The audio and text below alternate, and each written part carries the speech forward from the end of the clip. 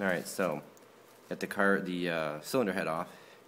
A couple of tips for myself and anybody else who's new to this like I am, which should be very evident from my work here. Tip number one, carburetor. If you're used to fuel injected like I am, which, yeah, whatever, carburetor has fuel in it. I realized that, but I didn't realize there was so much that could flow through there. Yeah, stupid me. I'm tired. It's late. So I poured fuel over the ground, which is where I got sand down there. But anyway, so tip number one, especially if you're on a Craftsman or, the cylinder is in the front, like my little setup here, here's the wheels and everything, is put it on jacks, lean it back, because as soon as I did, a bunch of oil came out of there, which isn't really a big deal, I guess, but it just made my work a lot harder because now I got oil on my hands and I'm dropping tools and stuff, but just for your heads up. So once I got the bolts out, there's actually a hidden bolt down there. There's 3 at the bottom, not 2. The third bolt threw me off, so got that out. Yeah, so as soon as I pulled it out, a couple things happened besides oil falling out. That gasket fell off, which I'm assuming that's called the head gasket, but I'm not sure. It's this bad boy right here, which I'm not going to mess with it right now. And then I heard like a tink-tink, like something dropping. After a couple of oh shits, figured out that it was these that fell out. It was these little things here, which it was actually the top one that fell out. But they look like that.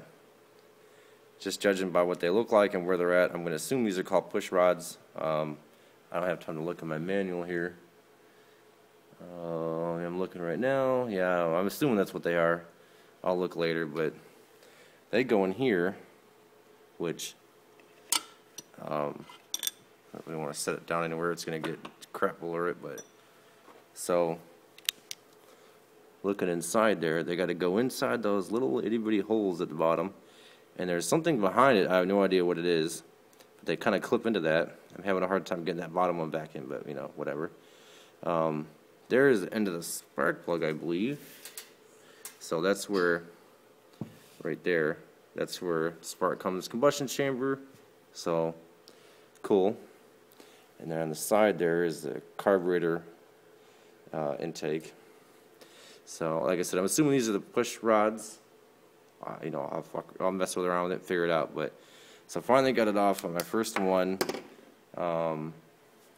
Hopefully somebody take a look at it. Hopefully I'm doing it the right way.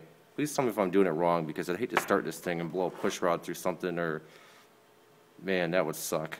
So before I start it up, somebody tell me if I'm doing it right, because what I'm going to do is stick. It's kind of hard. I only got 2 hands here. These rods going, there's a little bracket back there, which you can't really see. I'm going to get these push rods, put them in there, and I'm going to line them up inside there with the top hole and the bottom hole down there. And they're kind of like magnets or something, I don't know. But that's where I'm going to put them. I don't think they clip in. I think they just kind of magnetize or half snap, because they didn't really stick too hard. And I'm not going to try and demonstrate. I only got 2 hands, but that's where they're going to go. So I'm going to put it back together like that. And if I do it wrong, please somebody let me know. Is this thing moving that fast? I don't want a rod to push the cylinder off or blow it, because that would suck a whole lot.